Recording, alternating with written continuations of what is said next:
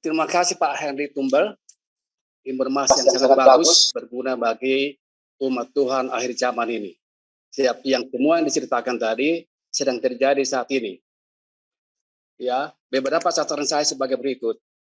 Ya, pergi ke desa, dan bukan cuma ke desa.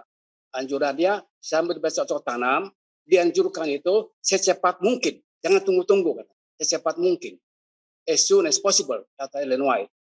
Jadi jangan tunggu kalau sudah pintu kasihan ditutup.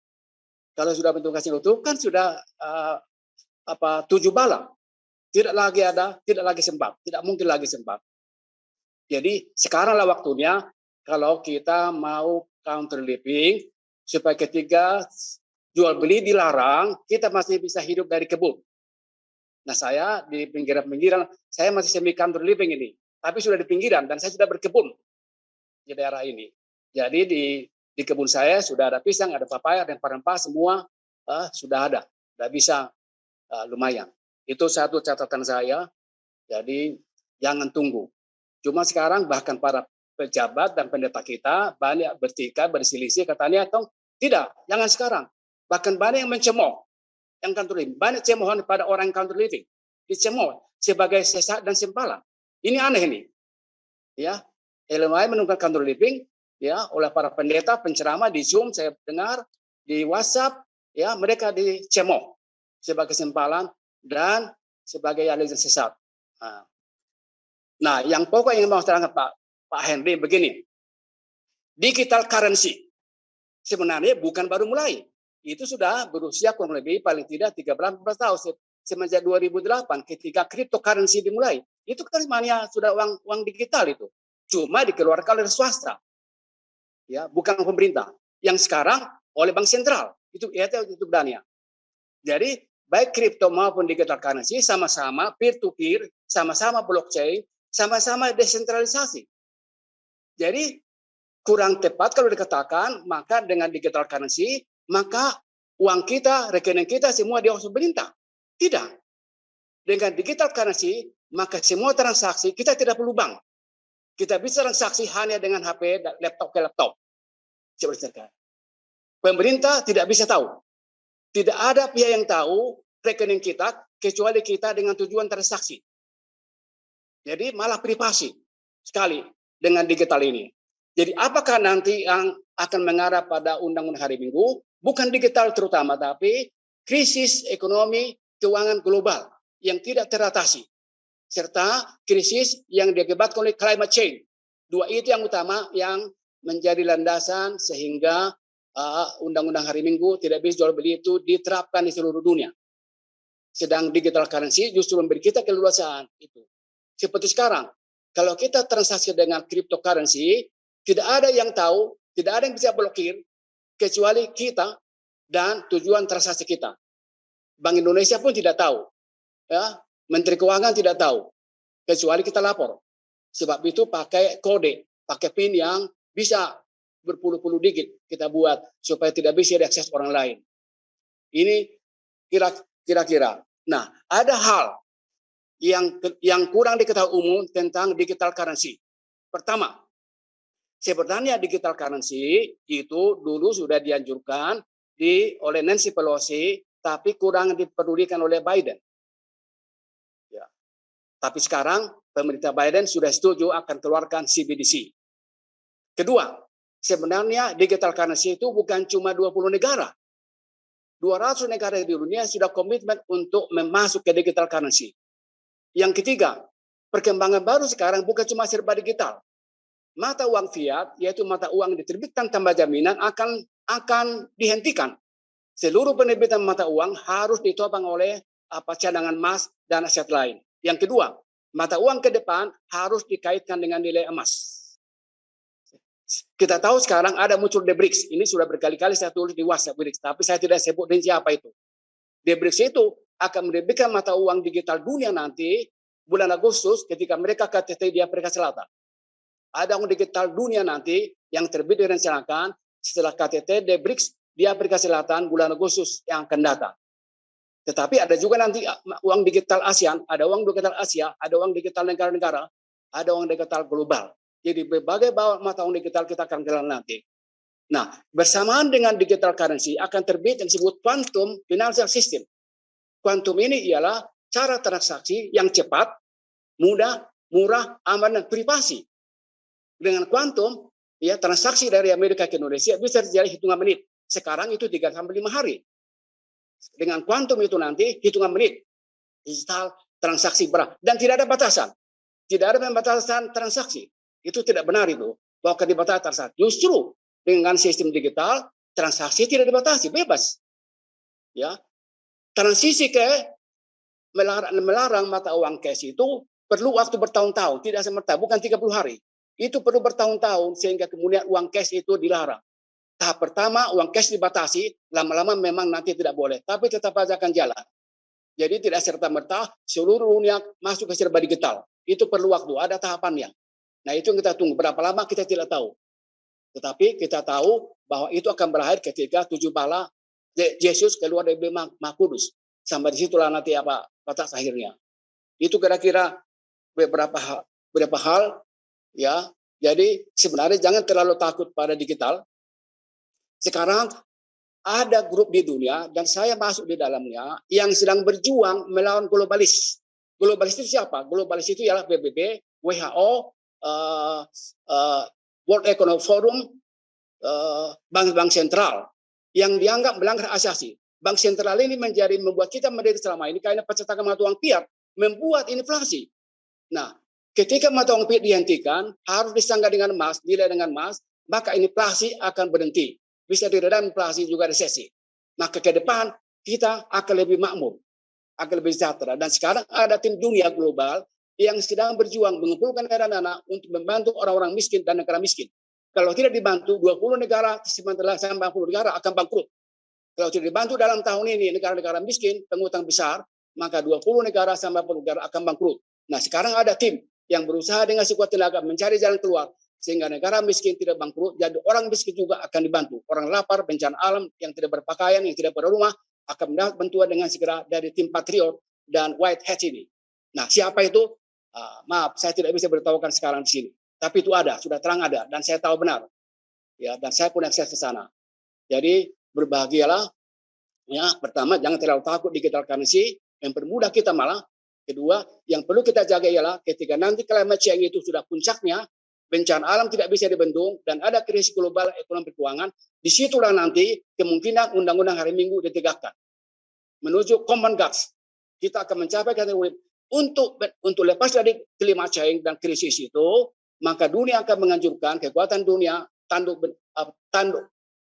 kecil itu akan mengatakan kita harus perlu berhari Minggu, kita perlu beribadah dan itu hari Minggu supaya dunia tidak mengalami bencana. Barang siapa yang tidak, dia akan menjadi sumber malapetaka. Itu maka kita dianiaya. Maka sebelum itu terjadi, mari kita mulai persiapkan diri mencari kebun di daerah pinggiran, di hutan-hutan supaya nanti tidak teratasi. Nah, yang Yesaya 33 itu saudara Tumbal akan terjadi ketika mereka juga mengejar kita ke desa. Kita akan dikejar dari kebun kita di desa. Maka kita lari ke hutan ke lebih dalam. Disitulah terjadi seperti Elia, makanan kita disiapkan burung gagak. Kita pegang rotan, dari rotan itu keluar air. Tuhan akan siapkan makanan kita dari sejauh yang takut. Tidak perlu orang akan takut ketika undang-undang jual minggu dan jual beli dilarang. Tidak perlu takut. Di situ Tuhan telah campur tangan langsung. Terima kasih Pak Moderator dan Pak Henry. Oke, baik. Terima kasih Pak Siahaan, ini luar biasa ya tambahannya. Ya benar. Jadi yang dimaksud dengan persiapan itu ya tentu saja secepat mungkin. Jangan menunggu sudah Sunday Law baru mau cari tempat ya. Karena kita ketika Sunday Law itu sudah harus hidup dari persiapan sendiri. Sementara kita tahu untuk persiapan itu butuh waktu. Jadi disitulah dibutuhkan kebijaksanaan kita. Ya, kita harus menilai zaman secepat itu persiapan kita. Ya, itulah bagian dari berjaga-jaga. Tetapi kemudian banyak orang yang masih belum sepakat dengan itu. Ya, itu perbedaan. Makanya saya katakan perbedaan-perbedaan seperti itu ya saya tanggapi dengan positif saja. Kalau yang lalu saya kadang-kadang sampai emosi melayani orang yang tidak setuju dengan uh, country living. Tetapi kemudian setelah saya melihat orang-orang yang pernah membantah itu ternyata sekarang sudah mulai mencari-cari lahan, ya ternyata saya tidak perlu terlalu ngotot soal itu. Karena banyak orang dulu memang mungkin belum paham sepenuhnya sampai masih menolak bahkan membantah. Tapi sekarang ketika saya melihat orang-orang yang menolak itu sudah mulai mencari lahan, sudah mulai bersedia, maka ya tidak ada gunanya untuk meresponskan itu. Tetapi ya yang merasa belum cukup yakin apakah harus bersedia secara jasmani, walaupun telah kami paparkan tadi ada kutipannya dan ada pendapat dari pendeta Mark Finley, berdoalah ya, karena hanya dengan semua itu memang harus meminta petunjuk dari Tuhan. Karena kami sendiri ya, kalau dulu saya sering menampilkan bagaimana persiapan kami, sekarang saya malu karena saya cuma sampai di persiapan, pindah saja belum. Sementara banyak orang yang sebenarnya cuma mendengar perkabaran saya justru sudah pindah. Dan mereka semua dengan doa. Mereka katakan, ketika kami minta ini, Tuhan jawab. Ketika itu luar biasa. Saya katakan, saya sampai hari ini, Tuhan masih izinkan ya, semi lah seperti Bapak Siahan ya. Masih ya, pulang pergi. Kami sini juga setelah saya banyak membaca, banyak belajar, ternyata kita perlu latihan untuk itu. Makanya karena tempat kami jauh, butuh waktu untuk pulang, maka saya coba cari tempat yang cukup dekat dan setiap pagi saya pergi ke sana. Ya, 10 menit dari rumah dengan mobil, tapi setiap pagi saya ada di sana. Ya, saya beraktivitas fisik di sana. Ya, kira-kira seperti itu. Karena itu butuh ya pembiasaan diri dan pelatihan. Kemudian Selamat saya pagi mengenai Pak Henry Tumbal. Boleh saya kebetulan saya baru masuk terkait dengan WA dari Pak Siahan. Saya termasuk yang belum, mohon maaf saya nggak bisa pakai mobile videonya, soalnya saya masih belum mandi nih. Ini kurang bagus. Saya belum setuju dengan apa yang disebut dengan Sunday Law, itu dengan country living dan digital currency. Karena saya merasa tulisan Ellen G. White ini perlu dilakukan kajian lagi ya. Iya. Karena saya melihat belum ada korelasinya. Kenapa? Karena para pendeta yang menjelaskan terkait dengan Sunday Law juga mereka pada berlomba-lomba ke Amerika. Mereka tinggal di kota-kota. Bahkan Ellen G. White juga pada saat dia hidup di desa itu juga belum lama gitu, baru di usia tuanya. Ya. Itu jadi pertanyaan. Itu kehidupan kita juga di kota-kota ini juga kan, artinya karena kita ada kegiatan yaitu bekerja ya. Nah, untuk pindah ke desa, artinya kita merubah profesi kita itu ya nggak mudah gitu. Kedua, apakah di desa juga tidak punya masalah yang sama dengan yang di kota? Itu juga harus jadi suatu kajian juga, Pak. Jadi artinya kalau saya secara pribadi belum sependapat dengan namanya country living, undang-undang hari Minggu, digital currency. Kalau digital currency, mohon maaf Pak, saya kebetulan sering ikut seminar di Peruri, itu hanya untuk memudahkan aja dari sisi transaksi. Saya tidak tahu ada kaitannya dengan 666, itu saya tidak melihat gitu. Digital currency juga tujuannya adalah untuk memudahkan transaksi, untuk juga dari sisi security, proteksi dan segala macam itu ada banyak manfaatnya lah. Nanti saya mungkin share materinya dari Peruri.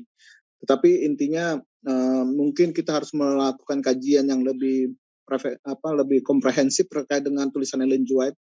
Karena tulisan Ellen G. White ini masih banyak yang kontradiksi dengan apa yang mungkin kita pelajarin.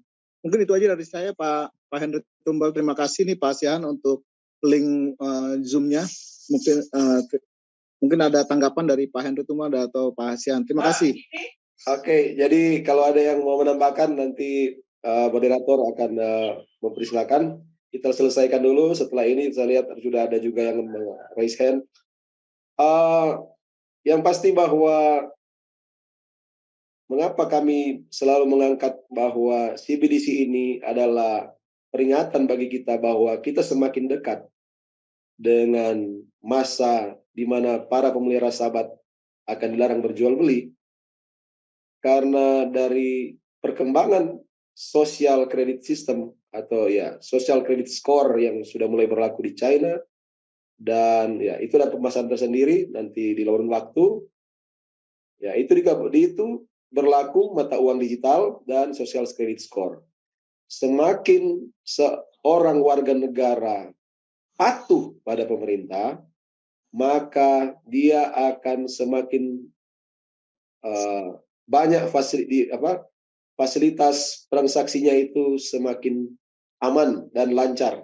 Tetapi orang-orang yang dalam tanda kutip membangkang terhadap pemerintah itu mulai mengalami sanksi demi sanksi, pengurangan fasilitas transaksi ekonomi dan sebagainya, dan itu sudah mulai berlaku.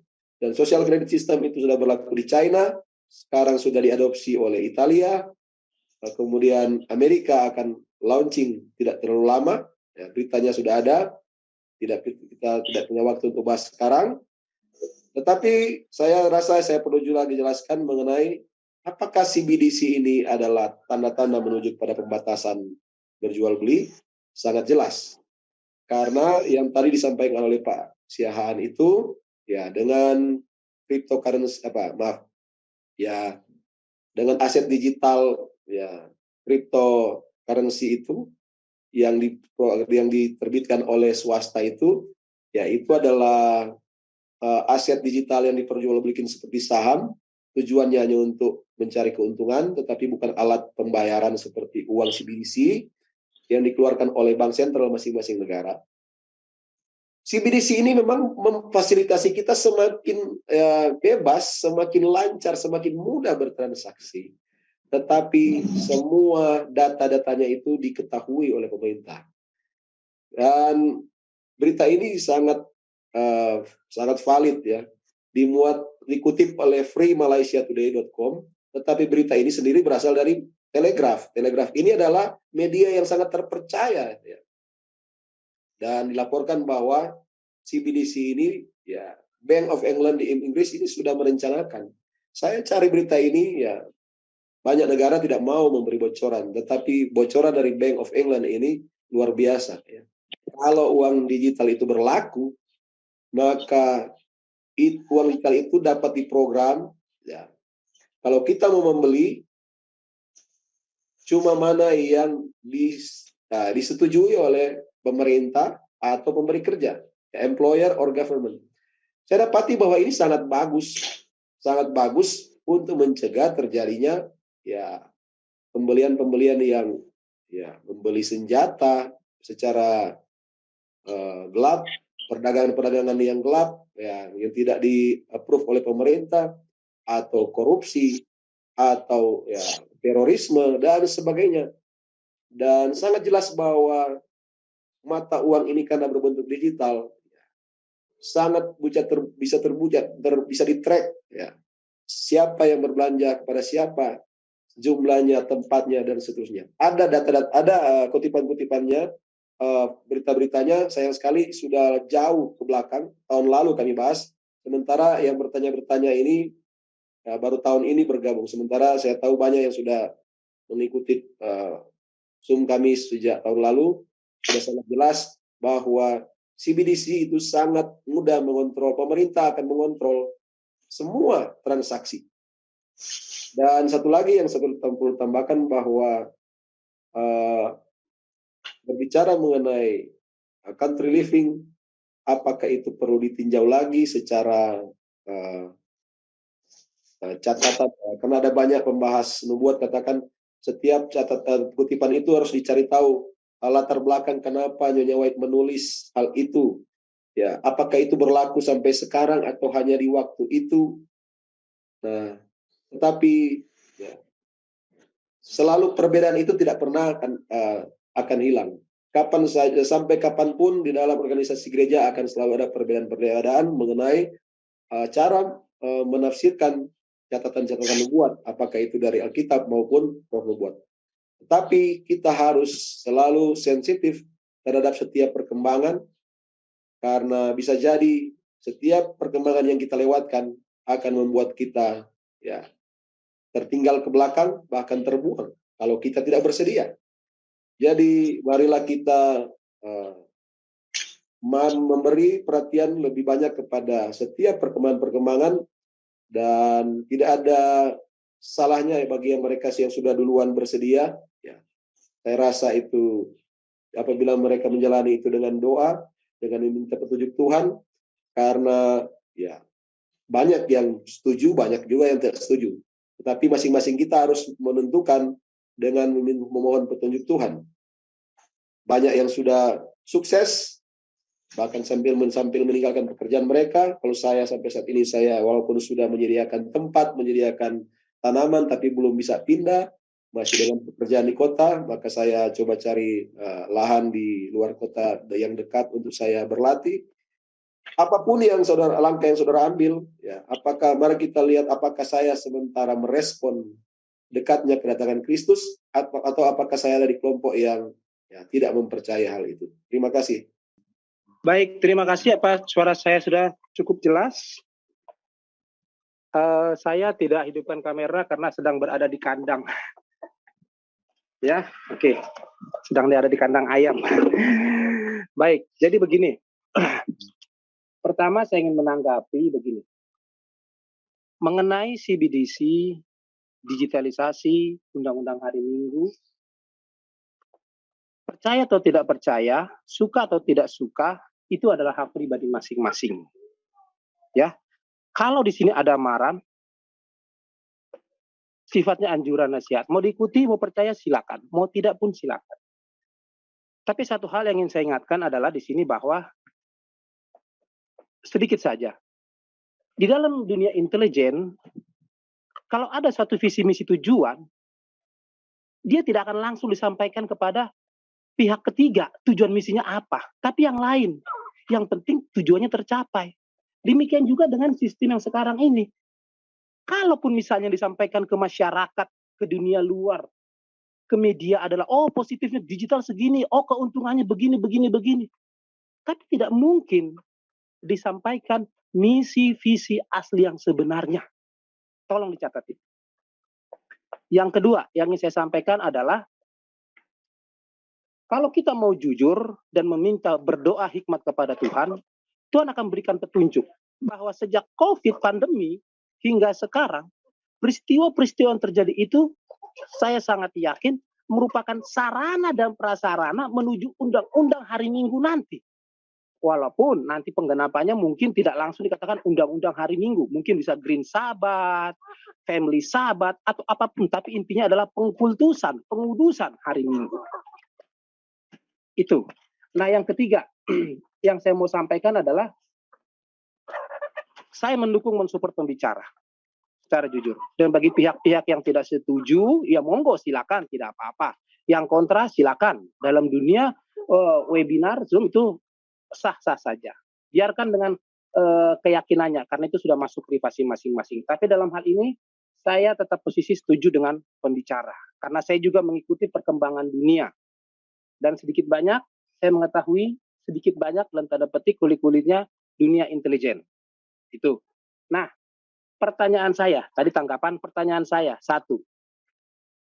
Apakah sebelum undang-undang dan setelah undang-undang hari Minggu nanti sebagai puncaknya, kita sebagai anggota SDY GMHK salah jika kita mengikuti atau bagian dari sarana dan prasarana tersebut? Contohnya yang sekarang sedang dibahas adalah digitalisasi, e-money. Apakah salah kita menjadi bagian atau bahkan menggunakannya sebelum atau setelah undang-undang hari Minggu nanti? Itu pertanyaan saya pertama. Yang kedua, apakah country living memang solusi all out? Artinya solusi nyata semuanya dari nanti segala kesulitan-kesulitan yang telah dibuatkannya, terutama dalam hal ini spesifik digitalisasi keuangan. Saya rasa itu. Terima kasih. Shalom. Oke, baik. Pak Entis Lion, apakah singkatan dari si Lion atau saya tidak tahu ini? Nah, terima kasih, saudara. Ya, terima kasih untuk dukungannya. Memang benar, semua kembali kepada pilihan.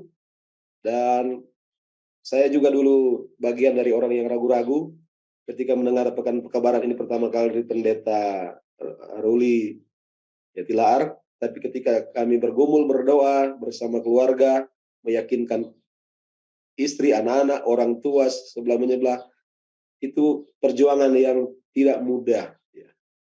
Kemudian pertanyaan, apakah kita umat Masyiat hari ke-7 boleh boleh terlibat dalam sistem yang sedang di set up itu, digitalisasi, atau tidak boleh sebelum dan sesudah Undang-Undang hari Minggu? Saudara-saudara, saya harus katakan, kalau saudara tidak mau masuk ke dalam sistem itu, maka saudara harus 100% country living dari sekarang. Kalau saudara memilih untuk tidak mau terlibat. Jadi saya tidak mau katakan harus ikut dan tidak boleh kalau tidak ikut. Kalau ada yang mau memilih tidak mau ikut dalam sistem itu, mulai sekarang sudah harus belajar memenuhi kebutuhan sendiri. Ya.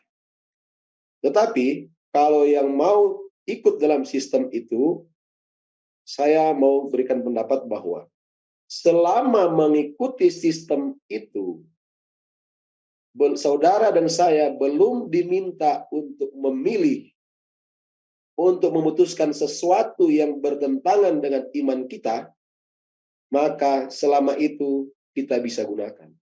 Bahkan ada yang bertanya, apakah organisasi kita akan ikut dalam sistem itu, menggunakan sistem digital ID dan digital transaction? Sudah pasti organisasi gereja kita akan masuk ke sana sampai suatu saat disuruh untuk memilih. Ingat baik-baik saudara-saudara, ya, ada nubuatnya bahwa Undang-Undang hari Minggu itu akan seperti ketika patung di Babel ditegakkan, yaitu peristiwa di Lembah Dura, ketika Sadrak, Mesak, dan Abednego tertipu. Ya. Diundang hanya untuk peresmian, penabisan patung. Ketika hadir ternyata upacaranya bukan pentabisan, tetapi penyembahan patung. Nah, buktinya, Sadrak, Mesak, Abednego, mereka sudah ada di sana. Kalau mereka memang benar-benar tahu itu upacara untuk menyembah patung, mereka pasti tidak hadir. Tetapi karena pada Daniel pasal 3, undangannya adalah semua petinggi, wakil raja, bupati, dan semua pejabat, para menteri harus hadir untuk upacara penabisan, peresmian patung, maka Sadrak, Mesak, Abednego hadir. Seandainya itu undangan langsung ditulis, ya, terima kasih Pak Entis, langsung ditulis upacara penyembahan patung, pasti Sadrak, Mesak, Abednego tidak akan hadir di sana. Tetapi pembuktian iman mereka terjadi di sana. Dan Tuhan mengizinkan akan hal itu. Maka saya juga berprinsip bahwa memang ini tidak akan pernah diungkapkan tujuan sebenarnya. Terima kasih Pak Entis. Seperti ya informasi-informasi seperti itu. Tetapi kita bisa masuk ke sana menggunakan fasilitas itu, bahkan digitalisasi itu sangat bermanfaat untuk penyebaran kabar Injil ke seluruh dunia. Kita gunakan fasilitas digitalisasi ini untuk membantu pekerjaan Tuhan, untuk menyebarkan berita keselamatan. Selama belum ada pilihan yang diberikan kepada kita. Mau lanjut, harus ikut kebijakan mereka. Ya sudah tahu tadi, harus cuma ada 2 pilihan. Ya, tanda binatang atau meterai Allah.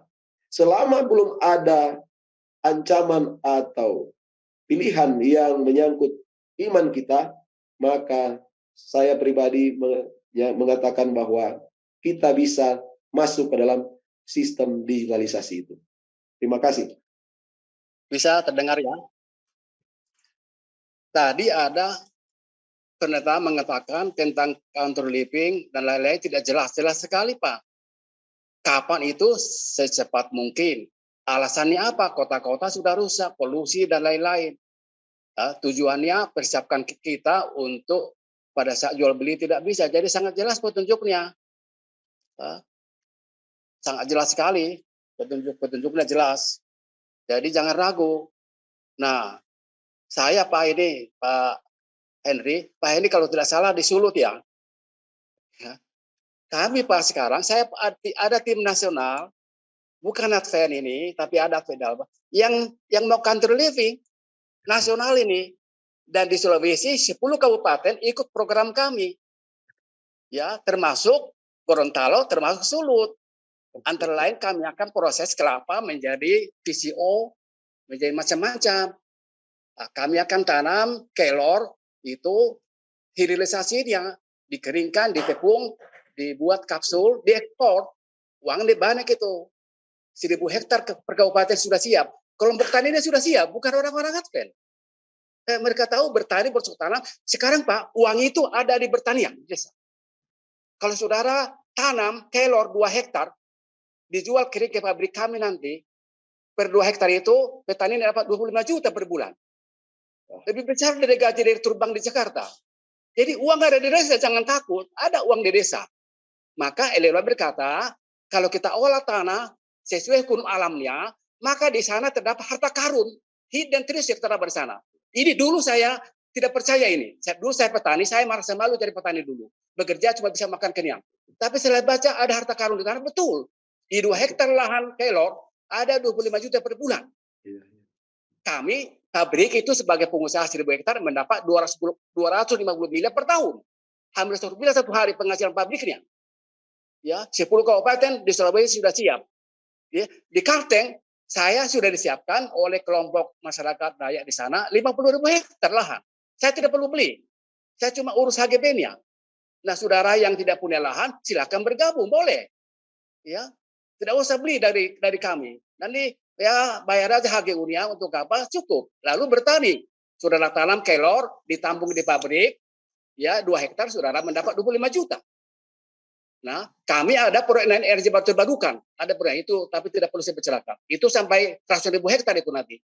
Di Sulawesi, Kalimantan Tengah, Kalimantan Barat, ya timur. Saya sudah pesan lahan di Kalimantan Timur. Saya nanti rencana punya kantor dan rumah di KN. Tapi bukan di pusat kota, di luar kota nih. Secara sektor saya sudah minta. Tempat saya di sana. Silakan bergabung. Jadi, Indonesia punya ratusan juta hektar lahan. 70 hektar kritis. Siap diolah. Dan ini menghasilkan kalau tepat guna. Kalau bergabung dengan proyek kelor, itu 20 juta per 2 hektar per bulan penghasilan saudara. Itu sudah bersih ya. Bersih itu. Bersih itu. Pupuknya sudah ada. Pupuknya murah. Kami siapkan pupuknya. Organik lagi. Sehat. Jadi kelor itu sekarang tanaman ajaib. Sudah diminta di mana-mana di seluruh dunia. Karena banyak mengatasi gangguan tubuh. Ya. Nah, yang terakhir tentang digital.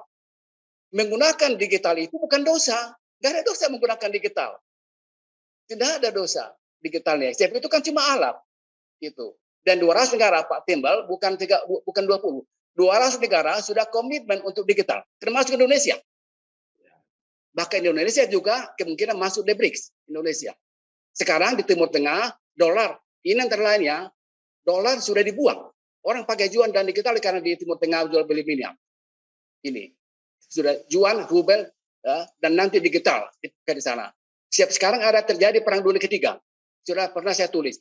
Perang dunia ketiga sekarang bukan di Ukraina, bukan nuklir, tetapi perang currency, perang mata uang. Dolar sekarang dengan mata uang non-dolar sedang bertempur habis-habisan di front, di medan perang.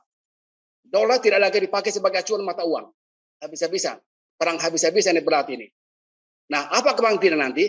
Itulah mata uang digital, di BRICS. Agustus kita tunggu nanti berita Agustus dan BRICS Selatan.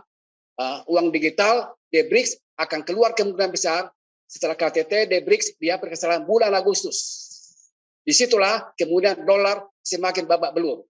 Maka Pak Timbal dan yang tahu soal nubuatan, yang tahu Wahyu dan Daniel. Pertanyaan saya begini.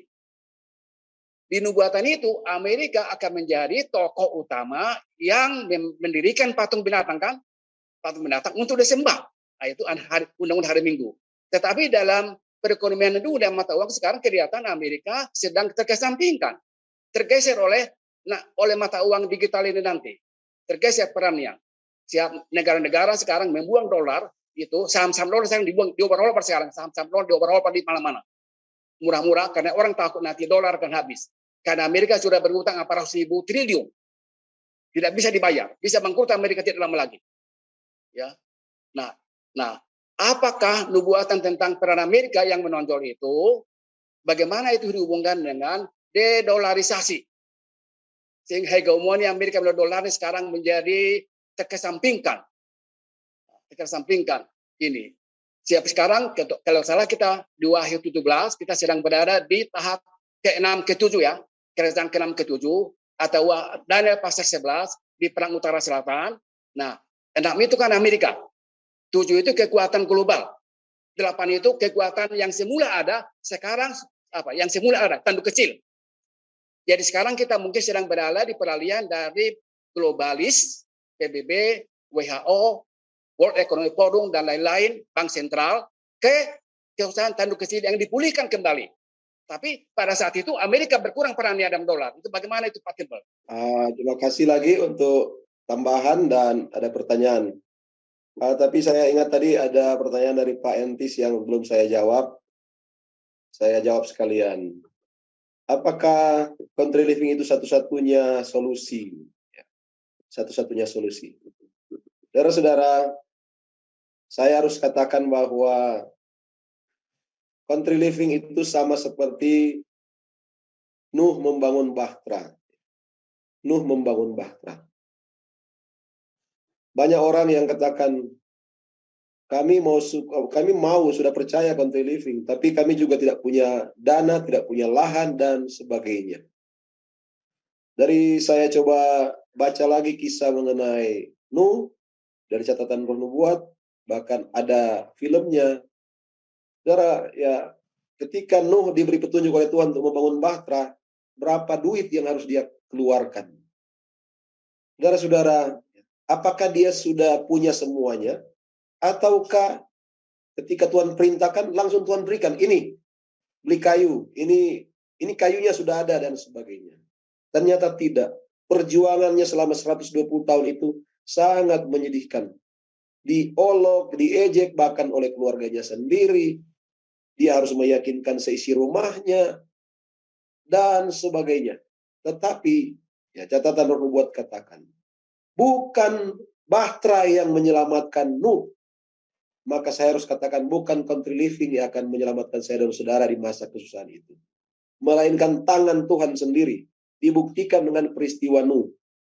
Bahtera itu walaupun dibuat, ya, menurut catatan Nyonya White nulis, walaupun Bahtera itu dibuat dari kayu gofir yang terbaik, kayu yang paling kuat di masa itu, tetapi kalau hanya mengandalkan kekuatan kayu-kayu Bahtera itu menghadapi gelombang, taufan, dan berbagai material yang tercampur dengan air bah waktu itu, dan akan menghantam karang sini sana, maka pasti Bahtera itu akan hancur. Tetapi karena Tuhan sendiri melalui malaikat-malaikatnya yang memegang dan membawa menuntun Bahtera itu kemanapun dia pergi berlayar, maka Nuh sekeluarganya selamat. Maka sama juga dengan country living kita. Itu sama sekali bukan sandaran iman kita. Itu hanyalah penurutan kita. Sama seperti Nuh. Ketika Tuhan perintah buat Bahtera, Nuh menurut, maka Nuh dan seisi rumahnya diselamatkan. Saya dan saudara juga begitu. Bukan country living yang akan selamatkan kita, tetapi karena kita menurut, mari kita lihat, apakah country living saudara sudah sempurna? Apakah semua obat penyakit sudah ada di sana? Apakah semua jenis makanan yang saudara butuhkan untuk anak cucu saudara sudah ada di sana? Belum tentu. Tetapi ketika kita menurut, maka Tuhan akan menyempurnakan penurutan kita itu. Sama seperti Nuh menurut, maka ia dan seisi rumahnya diselamatkan. Kemudian menjawab pertanyaan lanjutan dari Pak Siahaan. Bagaimana dengan hegemoni dolar, hegemoni Amerika, yang sekarang sudah mulai ditandingi oleh BRICS? Ya, Brasil, Rusia, ya, India kalau salah, dan China juga kan ya masuk di sana. Dan saudara-saudara, perkembangan CBDC justru adalah sebuah pertanda bahwa bukan dolar lagi akan menjadi penguasa ekonomi dunia. Justru semua negara akan mengembangkan CBDC-nya masing-masing. Saya tidak tahu kalau Pak Siahaan bergabung dari awal ataukah sudah di bagian tengah atau penghujung. Tadi saya sudah bahas bahwa walaupun setiap negara akan mengembangkan CBDC, tetapi akan ada international CBDC yang juga disebut dengan UMU, Universal Monetary Unit, atau yang disebut Unicoin atau disingkat dengan huruf U, dan itulah yang akan menjadi mata uang untuk transaksi global. Dan kita harus tahu bahwa Amerika yang akan mencetuskan undang-undang hari Minggu. Catatan nubuat sangat jelas sekali. Ya, undang-undang hari Minggu itu akan dimulaikan dari dekret di negara Amerika Serikat. Tetapi yang akan melaksanakan itu, ya, patung binatang itu, kalau menurut pendeta Ruli Pilar, itu walaupun catatan nubuat katakan itu adalah Protestan murtad, tetapi itu juga menyangkut semua lembaga yang mendukung Sunday Law, maka itulah bagian dari patung binatang itu. Termasuk ya yang Pak Sian tadi maksud para globalis, ya WEF dan WHO dan sebagainya itu tadi.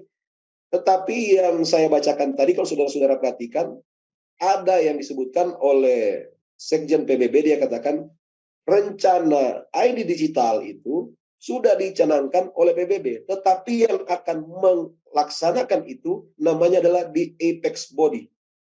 Apex Body ini yang kita sudah bahas tadi, ya itu belum tentu siapa.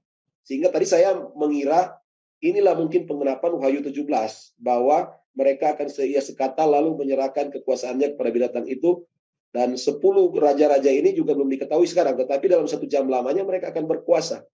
Dan Apex Body itu yang saya hubungkan tadi dengan ya piramida pada mata uang $1. Jadi walaupun Amerika yang akan menjadi pelaksana binatang kedua dari Wahyu pasal 13, tetapi penyebarannya ke seluruh dunia ini kita harus melihat perkembangan, dan bahwa patung binatang itu tidak terpaku pada Protestan Amerika saja. Terima kasih. Nah, ini saya mau bertanya, ini ada kutipan Roh Nubuat di dalam Kenamaan Akhir halaman 330, adalah kepada mereka yang menantikan Dia, Kristus, akan menyatakan dirinya sekali lagi tanpa menanggung dosa untuk menganugerahkan keselamatan. Ibrani 9:8.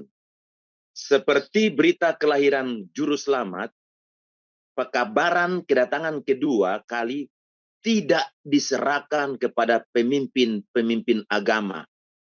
Mereka telah gagal untuk memelihara hubungan mereka dengan Allah dan telah menolak terang dari surga. Oleh sebab itu mereka tidak tergolong kepada apa yang diterangkan oleh Rasul Paulus. Tetapi kamu, saudara-saudara, kamu tidak hidup di dalam kegelapan, sehingga hari itu tiba-tiba mendatangi kamu seperti pencuri.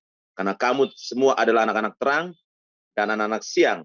Kita bukanlah orang-orang malam atau orang-orang kegelapan. Ini yang dikatakan tidak diserahkan kepada pimpin-pimpin agama, nih siapa ini? Terus diserahkan kepada siapa nih berita? Ya, kalau menurut saya ini webinar ini sementara memberitakan tentang pekabaran Yesus kedua. Apakah berita keselamatan cuma diserahkan kepada orang-orang awam? Serahkan pimpin-pimpin agama tidak?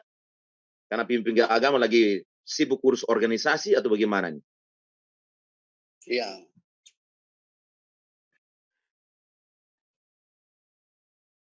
Mana videonya Pak Simpson? Nah, gitu kelihatan. Ya. Ya, karena kalau saya sendiri, saya ini kan seorang guru. Saya melihat juga kurikulum pelajaran agama juga kurang greget. Jadi saya di kelas juga, di minggu-minggu terakhir saya ngajar, saya bahas tentang kejadian-kejadian akhir zaman. Saya buka semuanya apa tuh tanda-tanda binatang segala macam. Dan anak-anak ternyata mereka sangat antusias. Ya, antusias. Mereka mau mengambil keputusan untuk mengikut Yesus, tetapi mereka masih bertarung dengan orang tua. Ya kan? Dengan orang tua. Itu. Jadi berat memang, tapi saya tidak perlu gentar. Ya, saya tidak perlu gentar. Karena di dalam kelas saya itu ada 70% yang bukan SDA. Jadi saya nyatakan, dan mereka akui benar memang pekabaran-pekabaran tentang akhir zaman ini saya buka semua dan mereka akui. Tapi pada akhirnya mereka susah mengambil keputusan karena masih di bawah orang tua. Masih banyak orang tua. Terima kasih. Jadi tadi yang disebut pimpinan agama siapa? Saya sudah mengajar lagi. Saya sudah menyatakan diri bahwa saya tidak dikena mission. Jadi mereka ya ternyata mereka lihat sendiri saya lebih sehat daripada yang harus kena disuntik. Ya. Oke, saya tanggapi dulu sebelum yang lain menanggapi. Apakah pekabaran ini memang tidak dipercayakan kepada para pemimpin? Memang. Saudara-saudara, saya yang pertama, kalau belajar nubuat, memang banyak sekali nubuat tentang itu. Saya juga baca dari Kerinduan Segala Zaman. Kesalahan yang sama dari bangsa Israel akan diulangi di akhir zaman. Ya. Sehingga hanya orang-orang Majus dan gembala-gembala yang tidak dianggap yang menerima kedatangan Yesus. Padahal yang belajar nubuat itu imam-imam dan para ahli Taurat. Tapi karena mereka tidak percaya akan kedatangan Juru Selamat, maka mereka tidak bersedia. Dan yang bersedia menerima kedatangan Juru Selamat waktu itu hanyalah orang-orang Majus dan gembala-gembala yang tidak dianggap dalam strata masyarakat Yahudi. Dan hal yang sama akan diulangi di akhir zaman. Saya tidak perlu menyebut profesi, status dan sebagainya, tetapi kita harus tahu juga bahwa tidak semua seperti itu. Buktinya Nikodemus menerima Tuhan Yesus dan banyak juga yang lain seperti Paulus. Jadi kita tidak bisa mengeneralisasi karena secara pribadi banyak juga ya yang saya tahu ya para pelayan yang memberitakan itu saya juga kenal, dan walaupun nubuatan itu memang akan diulangi, akan digenapi lagi, tetapi secara orang per orang kita akan dipisahkan. Dan saya setuju dengan Pendeta Mark Finley katakan, ya saya nonton Sekolah Sahabat, pembahasan Sekolah Sahabat yang terakhir, lalang dan gandum itu tidak memandang jabatan. Memang dia ada di semua jabatan dalam organisasi, dalam gereja. Jadi tidak bisa memandang jabatan. Tugas kita adalah ketika kita merasa terpanggil, siapapun kita, apapun fasilitas yang kita, sesederhana apapun yang kita miliki, kita harus menyampaikan itu. Ya, terima kasih. Ya, saya teringat Pak Simpson sudah katakan mengajar ke murid-murid. Saya pergi ke satu jemaat, diundang untuk seminar, berkhotbah. Kemudian saya coba encourage dan anak muda tentang pemahaman nubuat mereka. Saya katakan banyak tempat anak-anak muda kita tidak tahu nubuat, bahkan apa itu tanda binatang mereka tidak tahu, meterai Allah mereka tidak tahu. Dan setelah itu guru-guru di sekolah kita yang ada di tempat itu mereka katakan, saudara, tolong ke semua jemaat tolong disampaikan ini ke anak muda. Terus terang, saya sudah belasan tahun mengajar di sekolah kita, memang tidak pernah diungkapkan kan hal seperti ini, sehingga anak-anak kita saja tidak tahu hal seperti ini. Tetapi kami tidak ada keberanian juga memang untuk, walaupun kami punya kesempatan, tapi kami tidak berani untuk menyampaikan seperti saudara. Tapi kemudian saya encourage mereka, saudara harus berani. Ya, ini sudah kesempatan terakhir untuk menyampaikan pada anak-anak, dan biar anak-anak itu yang sampaikan kepada orang tua mereka, ya, pada siapapun. Dan kalaupun, ya, karena sekarang semua orang masih bebas. Tetapi ketika setiap orang harus memilih apakah menerima meterai Allah, apakah menerima hari Minggu atau hari Sabat, maka walaupun dia masih anak-anak, kalau Abang Simpson sudah ajarkan, suatu saat dia akan rela tinggalkan orang tua untuk memilih keselamatan. Apalagi bila dia terus semakin bertumbuh. Jadi saya pikir ini satu hal yang tidak perlu diperdebatkan. Siapa itu yang akan dipercayakan pekabaran ini? Karena lalang dan gandum itu tidak memandang jabatan. Terima kasih.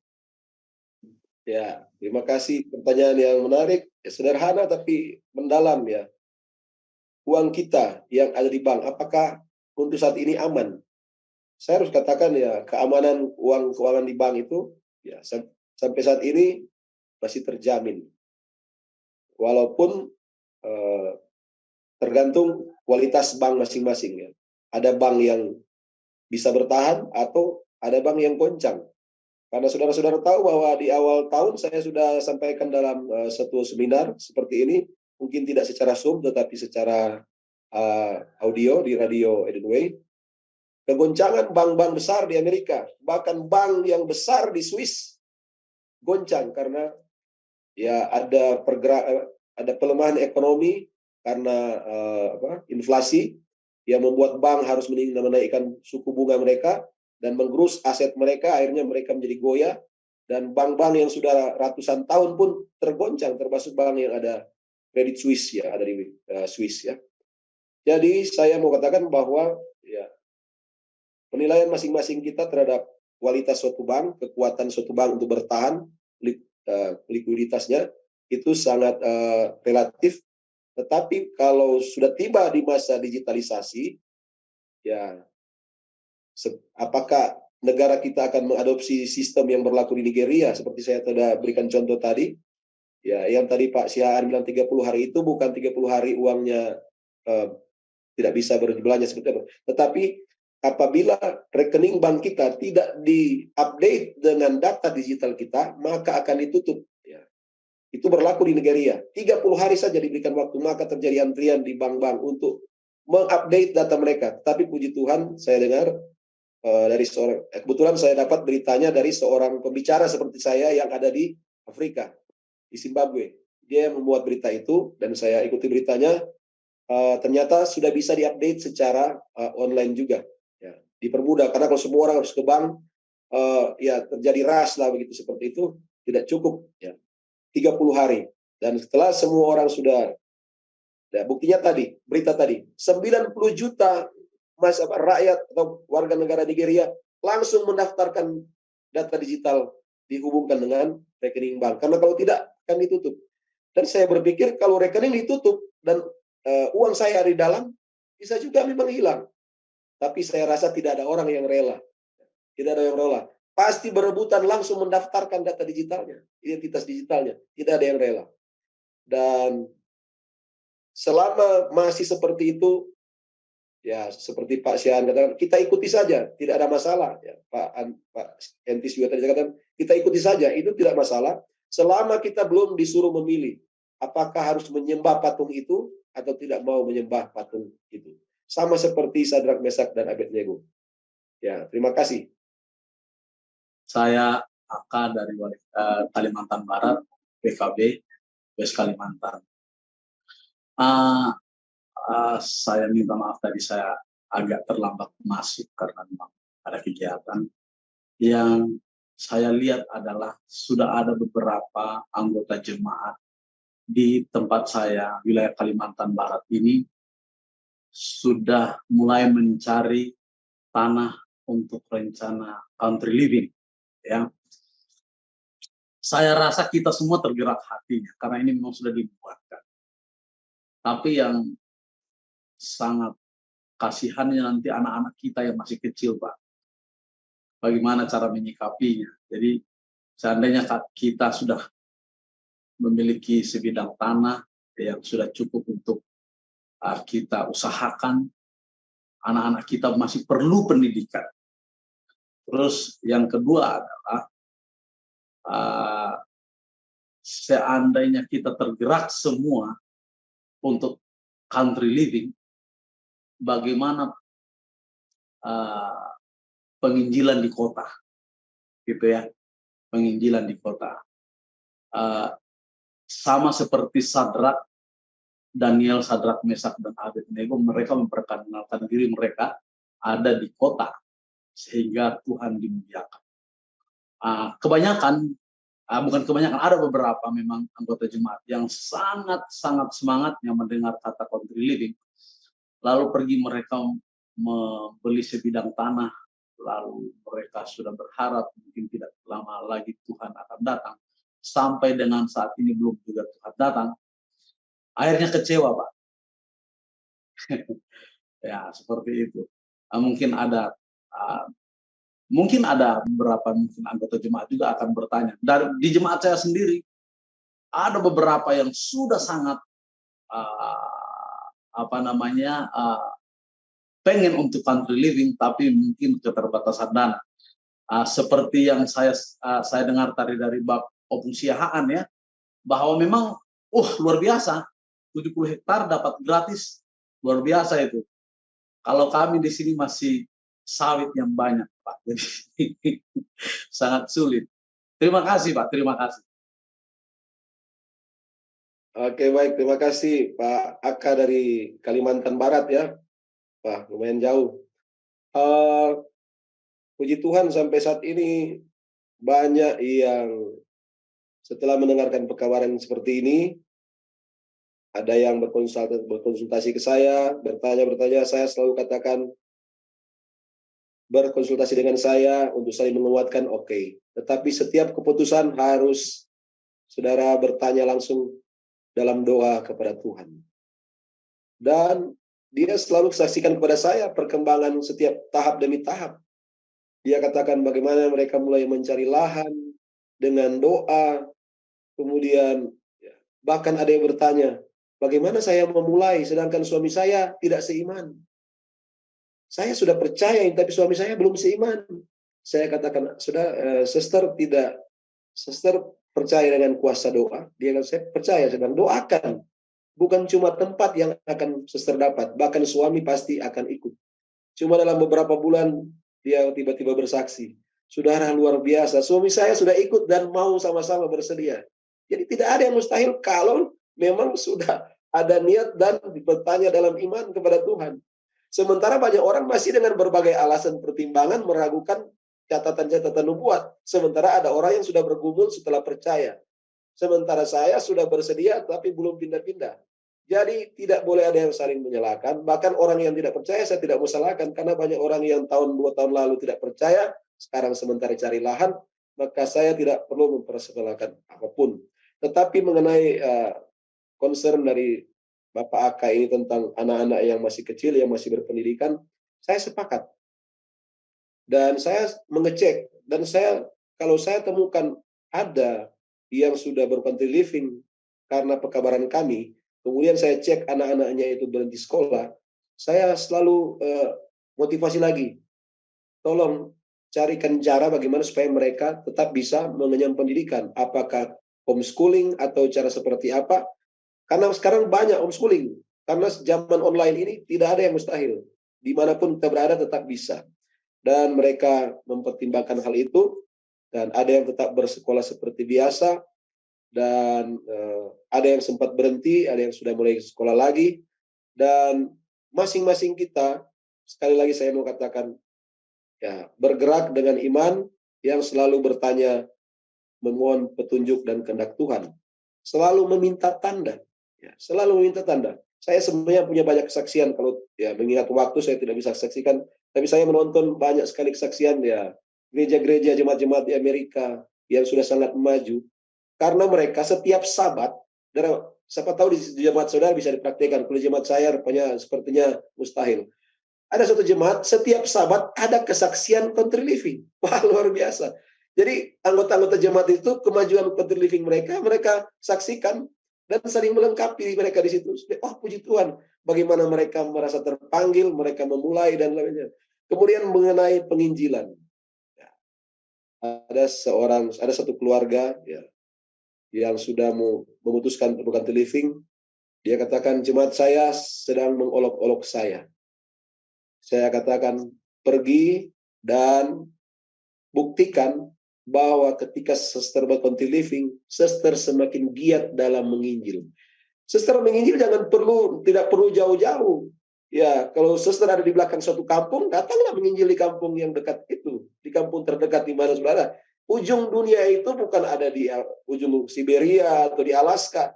Di tempat di mana kita berada, jadi masyarakat terdekat yang bisa kita jangkau, itulah ujung dunia yang harus kita jangkau. Dan sekali lagi saya mengatakan bahwa ketika digitalisasi semakin maju, mari kita gunakan untuk menginjil. Karena yang Tuhan Yesus sampaikan kepada Daniel, pengetahuan akan bertambah-tambah, itu bukan kebetulan. Karena pengetahuan akan menjadi maju, teknologi akan menjadi maju, supaya itu menjadi sarana untuk menyelesaikan pekabaran Injil ke seluruh dunia. Maka kita gunakan, selama masih bisa beli pulsa, belum dilarang untuk membeli pulsa, mari kita gunakan waktu yang sisa ini untuk menginjil. Karena saya dapati menginjil seperti ini, ya banyak sekali jangkauannya. Terus terang saya kalau bicara di jemaat sampai 6 jam setiap Sabat, sampai habis suara saya. Tetapi yang hadir itu, kalau jemaat kecil semua tetap hadir. Jemaat sedang mungkin setengah berkurang. Tapi kalau jemaat besar, yang tertinggal itu tinggal pendeta dan beberapa tua-tua dan beberapa anak muda kalau jemaat besar. Walaupun saya habis suara, sangat sedikit yang bisa dijangkau. Tapi kalau online begini, apalagi dalam bentuk video, banyak yang share. Ya, banyak yang takut share seminar lalu di-share. Kalau saya bukan seorang yang gegabah, tetapi saya selalu percaya pada kuasa Tuhan. Selagi Tuhan masih mau memakai saya untuk menyampaikan pekabaran seperti ini, maka seperti itu pula ya belum akan ada halangan. Ya.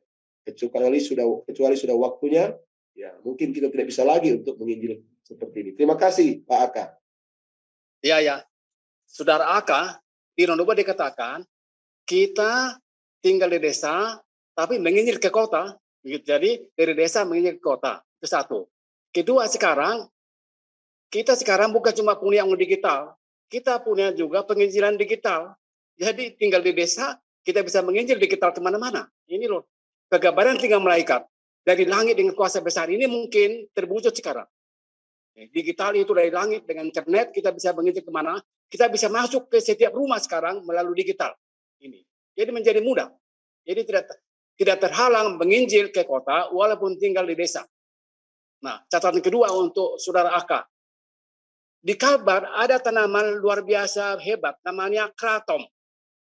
Dulu sempat dilarang, ditangkapi oleh narkotika, dan dianggap itu seperti ganja. Tapi ketika orang Kalbar itu protes ke presiden waktu ke sana, sekarang menjadi boleh.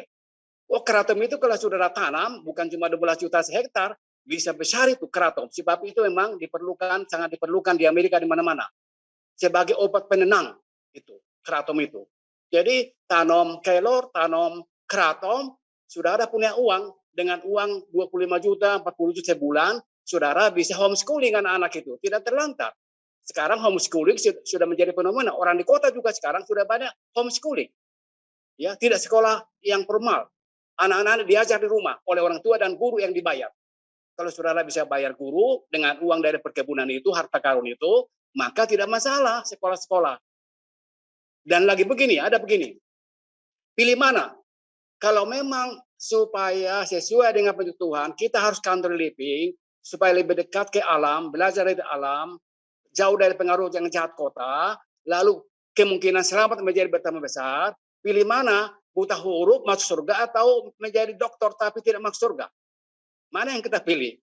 Ya, saya S3, ya tinggal di kota dulu, tapi kalau saya tidak masuk surga dipilih-pilih, lepaskan S3-nya, buta huruf saudara sekarang, tapi masuk surga, saya akan pilih buta huruf.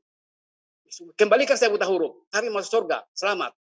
Nah ini kira-kira, jadi soal pilihan. Jadi jangan takut, ya tinggal di desa menjadi terlantar, menjadi kurang apa, tidak menjadi sarjana ini itu. Tidak sarjana pun asal bisa baca tulis, itu tidak ada persyaratan harus sarjana supaya masuk surga. Bisa baca tulis cukup. Itu. Nah, tentang pekerjaan mana harus di kota tidak. Saya sudah kutip berkali-kali, di desa malah tempatnya uang sekarang, bukan di kota. Di kota sekarang UMR cuma 4 juta rupiah. Sudah kerja sepanjang hari. Di desa, saudara kerjakan dari 2 hektar dengan santai, dapat 25 juta sebulan.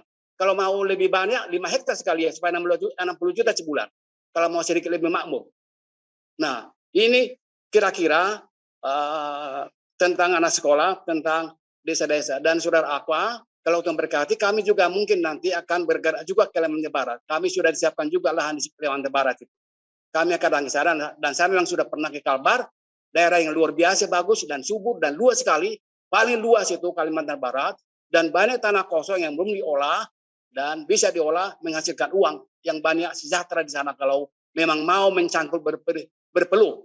Kalau perintah Tuhan kepada Adam, berpeluhlah engkau mencari hidupmu, itu dilakukan di Kalimantan Barat, maka Kalimantan Barat akan makmur dengan cepat. Ikuti itu. Jangan ragu mengikuti petunjuknya, berpeluh berkeringat itu mencangkul ya. Ya, jangan ajar anak-anak untuk senang menjadi sarjana supaya kerja di kota, berdasi-dasi, berjas, kerja di tempat ber-AC. Latihlah mereka berkeringat, memegang cangkul, tangannya itu keras, bersalaman itu sakit, kita merasakan tanam bersalaman karena telapak tangannya tebal, ya sedikit bau keringatnya dan bajunya, tetapi setia kepada Tuhan, bisa beribadah dengan benar, bisa hidup dari kebunnya. Kami punya keinginan di lahan itu nanti kita akan tanam semua yang kita perlukan. Ada padi, ada singkong, ada ubi, ada bulgur, ada sorghum, ada talas, ada rempah-rempah semua, ada sayur mayur. Yang kita perlukan beli ke kota cuma garam. Hanya garam yang kita tidak bisa produksi kebun. Semuanya ada. Jadi kita bisa lepas dari kota sama sekali. Ya, begitu. Pulang lebih Pak, tambahannya sedikit. Mudah-mudahan ada gunanya. Oke, baik, kalau sudah tidak ada, kami berikan kesempatan kepada narasumber kita untuk membawakan closing statement dan dilanjutkan dengan doa tutup. Dipersilakan. Oke, baik saudara-saudara, ya terima kasih semua yang masih bertahan sampai saat ini. Dan mungkin closing statement kami adalah setiap kali kami membawakan seminar dan di sana menyinggung tentang country living, maka fokus diskusi itu selalu saja ke arah country living. Persiapan jasmani. Tetapi jangan lupa bahwa persiapan terutama kita adalah persiapan rohani, memiliki tabiat seperti Kristus. Maka saya setuju dengan pendapat Pak Siahaan. Ya. Walaupun tidak sarjana, tidak doktor, yang penting tabiat saya seperti Kristus. Ya.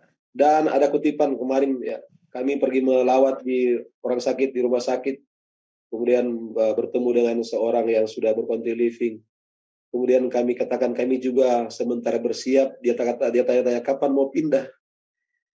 Kemudian kami ditegur dengan satu kutipan, ya.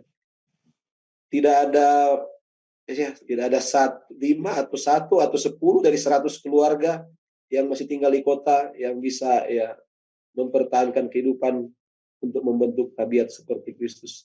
Kami merasa ditegur dengan itu. Dan sebenarnya ada banyak sekali kutipan.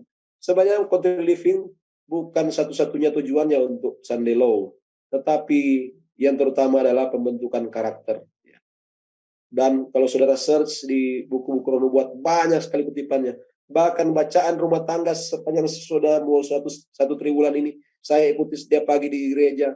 Itu terus, ya, belajar dari alam, mengajarkan anak-anak kita di alam dan sebagainya. Ya. Memang kalau di tempat selama ada banyak orang bilang sama, anak-anak di desa juga main HP dan lain-lain, benar. Tetapi ketika saya sudah coba, anak saya ketika ada di alam, jadi berkurang jauh pegang HP-nya daripada ketika cuma diam di rumah. Jadi jangan ada lagi hal-hal negatif tentang hal-hal seperti itu. Tetapi saya mau tekankan di bagian terakhir bahwa iman kita bertumbuh berbeda-beda tahap demi tahap. Kita tidak bisa menjudge orang yang belum bersedia. Ya. Ada sahabat kami yang baru pindah dari Jakarta ke Manado, baru sementara menyiapkan lahan. Itu juga sudah bagian dari upaya, sedang menuju ke arah sana. Oh, kenapa sampai sekarang belum tinggal? Ya, mungkin sampai sekarang dia berdoa belum siap. Karena kami juga yang sudah dari sejak berapa tahun lalu sudah siap tempat dan lahan, tapi sampai sekarang juga masih bekerja di kota. Dan mari kita selalu ingat bahwa tujuan kita cuma satu, memiliki tabiat seperti Kristus dengan berbagai fasilitas.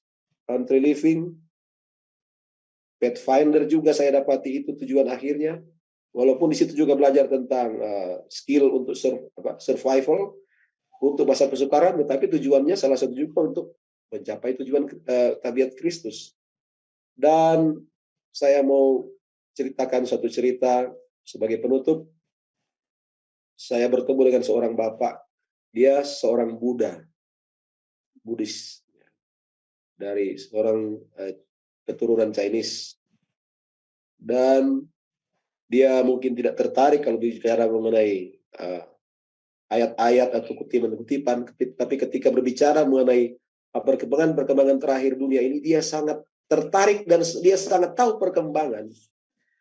Dan saya kaget di bagian akhir pembicaraan kami, dia katakan, Pak Tumbel, kalau ada lahan, kalau belum ada lahan segera beli lahan, kalau sudah ada lahan segera tanam. Tetapi jangan tanam dengan tanaman industri.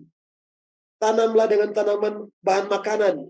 Wah, luar biasa Bapak ini, sudah 60-an umurnya, seorang Buddhis, beragama Buddha.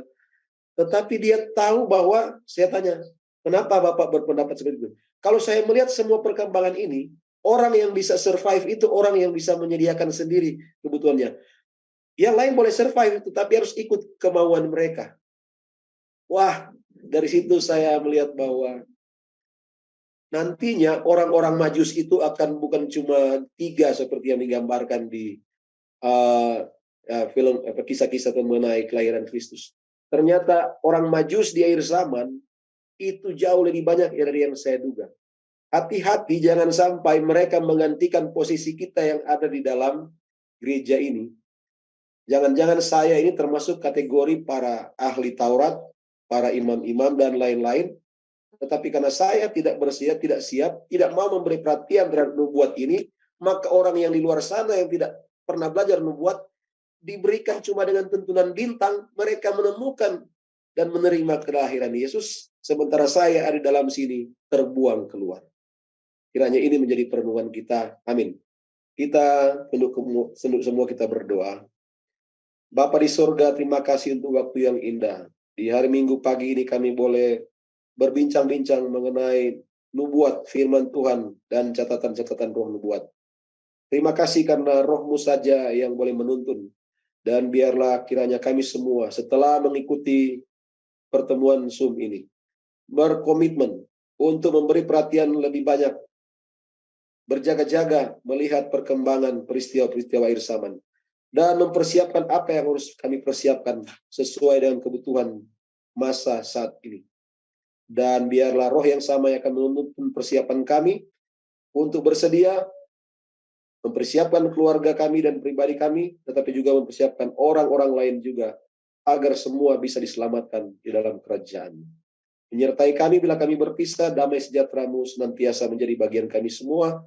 Kami boleh bertemu di lain waktu dengan penuh sukacita. Kami bermohon di dalam nama Tuhan Yesus Kristus. Amin.